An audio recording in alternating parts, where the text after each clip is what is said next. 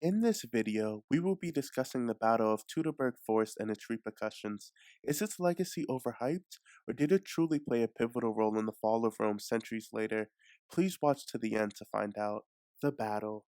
In 9 AD, under its first emperor Augustus Caesar, the Roman Empire extended to fully encompass the Mediterranean Sea, with territory spanning from modern-day Portugal to the Levant. The Roman border with Germania, however, remained at the Rhine River despite previous attempts of conquering the region. Governor of lands west of the Rhine, Varus, was known for his brutality, leads an army of 3 legions totaling about 18,000 men to subdue the German tribes across the river. Varus was hated by the free Germanic tribes, leading some of the Germanic tribes to ally with each other. One of Varus' most trusted advisors was Arminius, who was the son of a Germanic chief. Arminius was taken as a child along with his brother to Rome and eventually joined the Roman army. Arminius, despite being a Roman citizen, never forgot his German heritage and plans to betray Varus. Arminius finally got his chance when Varus sent him into Germania to get intel. He secretly tries to unify over 50 Germanic tribes against the Romans. He ultimately only gets 10 tribes to join his coalition, though. With winter fast approaching, Varus begins to move his army from their summer camp to their winter camp, but with fake intel of a rebellion brewing planted by Arminius, Varus marches his army to quell the rebellion. But with winter approaching, they need to subdue the rebellion quickly and go to their camp, so Arminius suggests a shortcut through the Teutoburg Forest, which is unknown to the Romans. As the Romans march deeper into the rough and hilly terrain of the forest, unease creeps in some of the generals' minds, as they were warned about a potential betrayal by Arminius. Varus, however, ignores the intel as he trusts Arminius. With the muddy and uneven terrain, the Romans are unable to march in combat formation, and Varus refuses to send scouts ahead. Arminius has led the Romans to a thin, narrow strip of land surrounded by hilly, dense forests.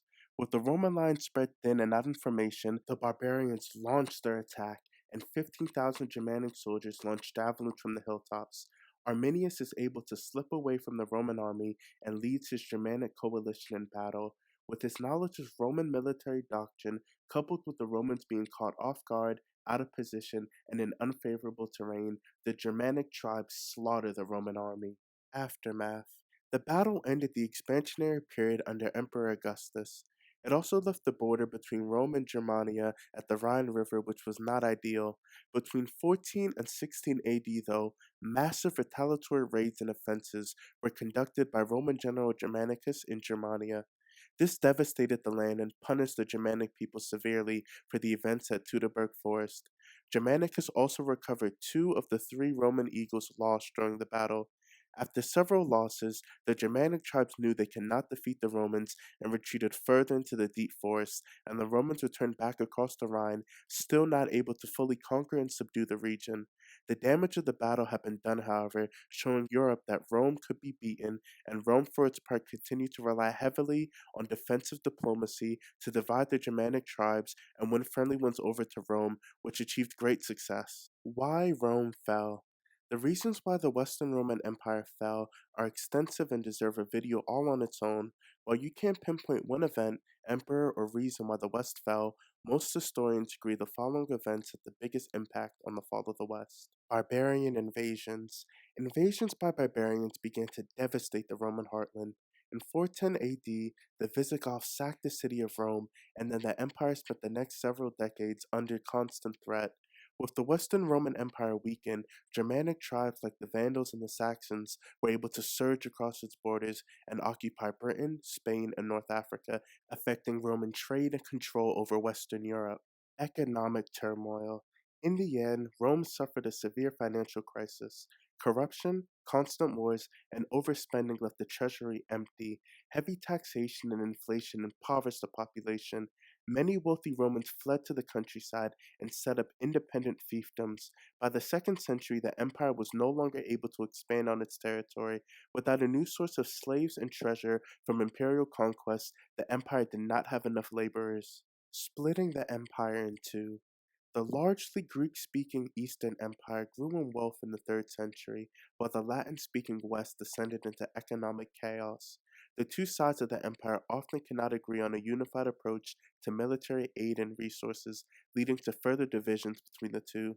Constantinople in the east, were well protected and guarded, while Italy and the West were easy targets for barbarian invasions. Overextended. At its height, the Roman Empire stretched from the Atlantic Ocean all the way to the Euphrates River in the Middle East. With such a vast territory to govern, the empire faced administrative and logistical challenges. Rome struggled to enlist the required troops and resources to defend its frontiers from local rebellions and outside attacks. Even with their excellent road systems, the Romans were unable to communicate quickly or effectively enough to manage their holdings. As more and more funds were funneled into the military upkeep of their empire, technological advancements slowed, and Rome's civil infrastructure fell into disrepair. Rome essentially became too big for its own good. Political instability.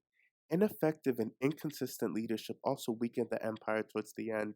Civil war created chaos, and there were more than 20 emperors over a 75-year span. The Praetorian Guard, the emperor's personal bodyguards, assassinated and installed new emperors at will. The political decay also extended to the Roman Senate, which failed to control the decadence of the emperors due to its own widespread corruption and incompetence. As the situation worsened, civic pride waned, and many Roman citizens lost trust in their leadership. Decline of the army. Unable to recruit enough Roman citizens to serve as soldiers, Roman emperors hired foreign mercenaries to fill out their armies. These barbarian soldiers proved to be fierce warriors, but they had little loyalty to the empire. These barbarian soldiers often held grudges against Rome for years of mistreatment, and now with Roman military training, which was seen as the best in the world at the time, these soldiers became empowered and turned against their former employers and began to attack Rome itself. Conclusion. So is the influence of the Battle of Teutoburg Forest in Rome's history and subsequent fall overstated? Yes. After the battle and throughout the empire's history, Rome was able to march into Germania and unleash untold carnage. The battle was more of an embarrassment for Rome rather than a decisive empire-ending loss. The resource-poor territory wouldn't have helped Rome much either, and the Germanic tribes' fierce resistance to integration and centralization cannot be understated.